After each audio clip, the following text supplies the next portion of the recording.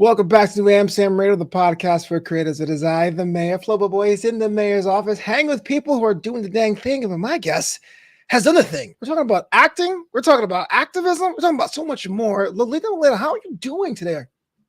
I mean, it's just been kind of a slow day for me, but, enjoying the nice weather finally that's hitting the East Coast. No, I'm just curious. What is a slow day compared to a busy day? A busy day is being glued to my phone, and a slow day is being glued to my phone with nothing to do on it. I hear you. I've noticed that you have so many slashes, actor, activist, author, and more, and also content creator as well. What's the order of how you list what you do when someone asks, hey, what do you do? How do you position all the many talents you have? I would love to put actor first, even though my IMDb is a little short right now, a little shorter than I want it to be. Probably then author, and then activist/advocate. It depends on how I'm feeling that day. Absolutely. We'll get into all that just a minute, but just for context, I'm actually on your YouTube channel as it is right now, which is pretty cool. I mean, you have a community going. You call them starlings, your fans. Yeah. It's pretty awesome. But what was the idea to lean into digital content as well to get your story out there? So before TikTok became a thing, YouTube was the big platform for people. And I got started because my father was pretty much our family videographer. He had the big old camcorders that had the actual, not cassette tapes, but the film reels, and he would teach me how to work those. So after he passed away, I kind of took up the job of being the family videographer. And Okay. when YouTube was becoming a big deal, I decided, well, for things that are not home videos that are more private, I kind of want to just start filming things about my life. And I noticed there was an audience of people who had never experienced what people in wheelchairs, how they live their life. They've only ever heard the activist side of pushing for better accessibility, but they never saw someone's just day-to-day things. And people really seem to enjoy it. So I just kind of kept going with it. Well, from someone who is from the outside looking in, I always wonder if we are doing enough to shine a light on those with disabilities. I mean, from your perspective, what can we do? What has been done? What needs to be done? I think just get rid of the stigma that all of us are special is probably Oh, the first thing I sure. would, because my entire childhood, a lot of people would associate if her legs don't work, something up there probably isn't right either. And I think that that's very harmful. But I also think we also need to look at people who have disabilities, and a lot of them still think like an able-bodied person. And I think that we need to show a realistic side to being someone with a disability, whether it's invisible or visible. Sure, absolutely. And hopefully terminology evolves a way to be more inclusive as well, right? I hope that's something that we can work on together as this moves on. But let's talk about the acting thing, because I had a chance to check out some clips from the movie One Up, available now on Amazon. How'd you get involved with that? What was that experience like being on set? It was my first big film, with because all of my other projects were either theater or indie film, which basically friends from around the neighborhood put together projects before that. So it was my first big thing. And what was funny was it was, I think, my fourth feature film audition at that point, and I didn't even look at who was making it. I just saw the prompt and said, "Sure, I don't find myself funny, but I'll audition for a comedy." Okay. And then I got the phone call, and my agent said, "Yeah, so and so from Lionsgate." And I stopped and I said, "You want to back up for a second and tell me who's making the film?" Because I didn't read that it was Lionsgate and BuzzFeed making the film. So that was what set my brain off to, oh my goodness, this is bigger than I thought it was going to be. So hold on. So you've done the indie scene and you took a flyer on just the talents and sensibilities, but there had to be a moment there where you said, well, this doesn't really sound like me, but I'm going for it anyway. What made you decide to push on that moment? Beggars can't be choosers, and it was the first big audition to where they said, "Hey, we really like you. Can you come out here now?" And I said, "Of course."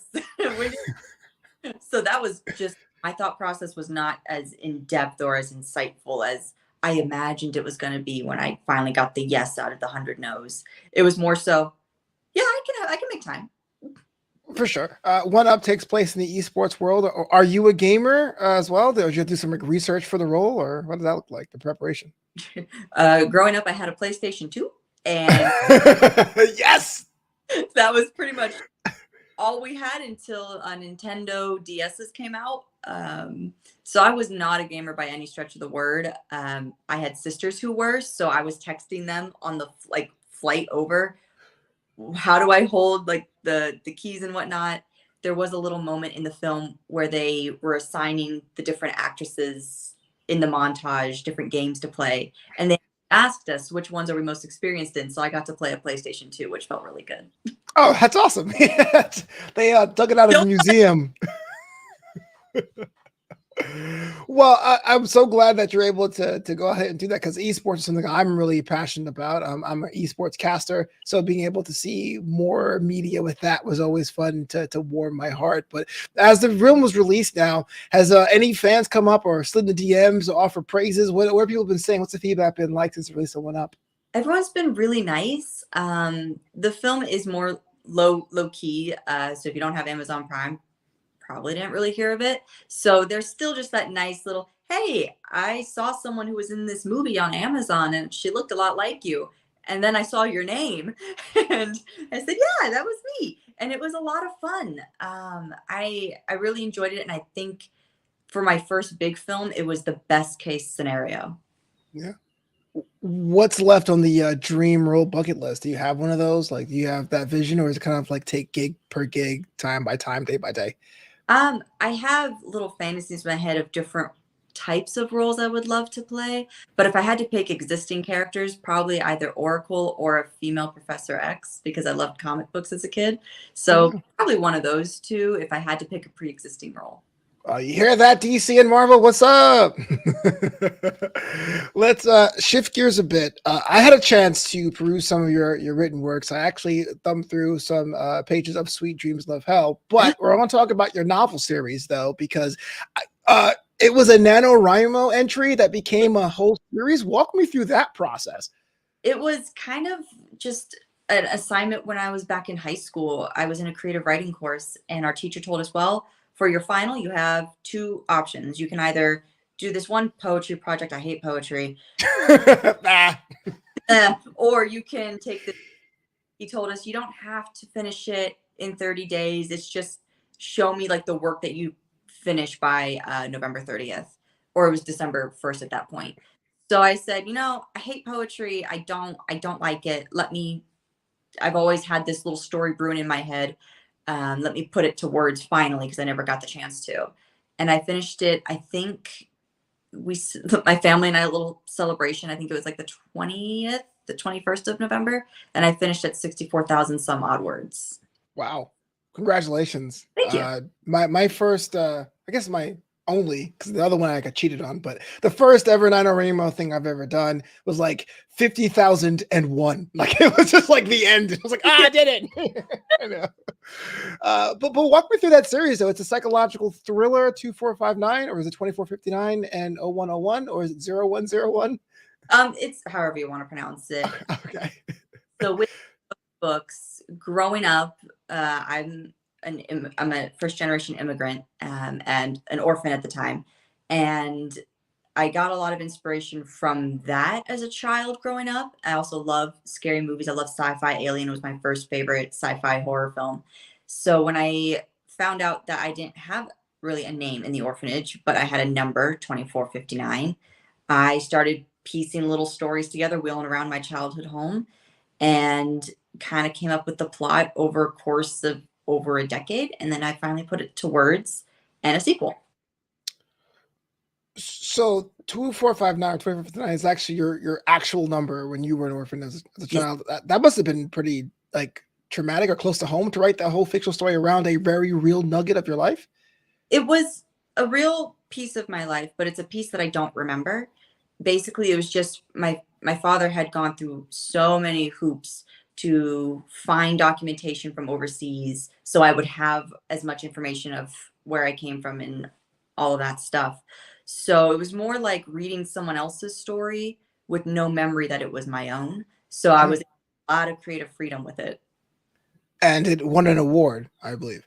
Yes, it won the NaNoWriMo Award. I got it a few days late because they tried to say I didn't surpass the 50,000 word count. So I had to submit it like twice. But yes, it did win eventually. Well, if you guys are just tuning in, when Lolita shoots, she don't miss. What? Award first time out. That's fantastic. And I know there's going to be more in this series down the pipe, correct? There's going to be one more book with that if I can ever get around to writing it, because I have about 10 or so stories right now I'm trying to put together. So it's lately been on the back burner for the past few years, unfortunately. I always say don't worry about it. I mean, Huckleberry Finn took a 7-year break when Mark Twain was writing to finish it, so it's all gravy, you know. A lot of times when it comes to content, we kind of getting ourselves to like pump things out, but if you find a way to make it happen, you make it work. And that actually leads me to my next question. You have a presence on YouTube, definitely have a presence on TikTok, just shy of 800,000 followers by the time we record this. Is that a grind to keep that up, or do you like run dry of ideas, or it's kind of like, no, I got a Word doc, I got 30 ideas, I'm going ham with it? No, I hit dry spells, and TikTok's algorithm is very different than others that I've encountered, to where if you're not uploading consistently, I see the numbers drop. And it's very weird how their system works and how it boots followers off. Because I've gotten people tell me, hey, I saw that you didn't upload for weeks. And I said, I upload every day or every other day if I can manage it. So it's very weird how the algorithm works. It's kind of a double-edged sword with it. Yeah. But I love the account, even though I started it technically on a dare from my little sister years ago.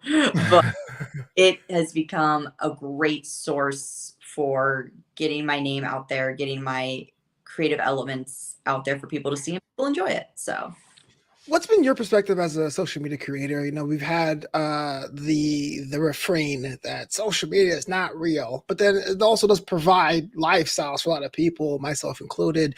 Just as someone that works in that, you have your idea, you have your work, but you also are a presence digitally. What's been your take on the importance of social media for brand building and all that stuff? I think people enjoy my content because I was raised to be very realistic.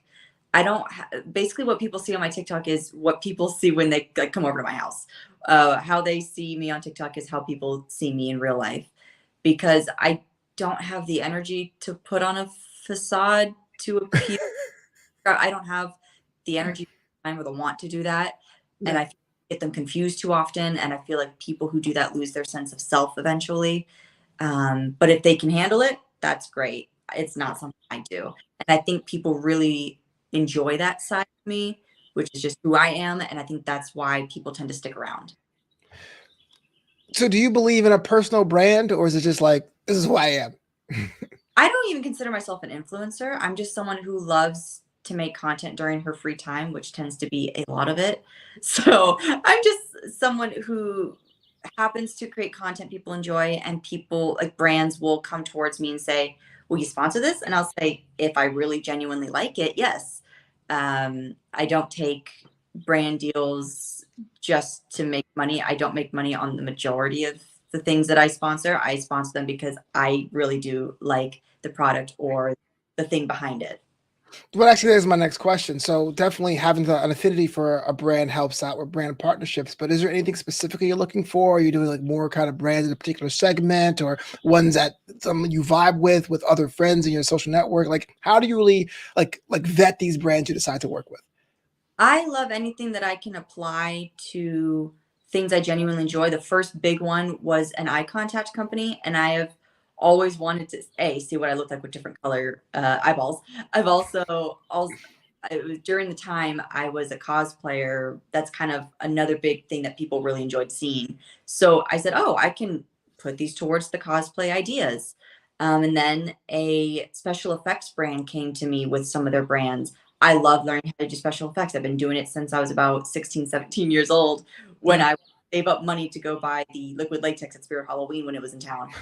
So I try to look at these brands of, can I apply them at any given situation, or am I just gonna have it gather dust on my desk after the video's done? Yeah, So now that's that you mention it, it's kind of funny how Spirit Halloween just shows up and just disappears. Just oh we are 31 days. Then bye. Yeah. So to say you do a lot is an understatement. And a lot of people that I know who are creatives or entrepreneurs have ideas for all of those. Like, I want to write this, I want to run this marathon, I want to paraglide, I want to high five Oprah. What keeps you going during times of self-doubt when someone goes, "You're X years old, you can't do that, you should be getting a real job," etc., etc.? I'm very stubborn. If you're into astrology, my rising sign is a Taurus. They are notorious for being very hard-headed. And if you tell someone like me that, hey, maybe you should do this, maybe you should do that. I was raised that everyone can give you good advice, but that good advice may not be applicable to you.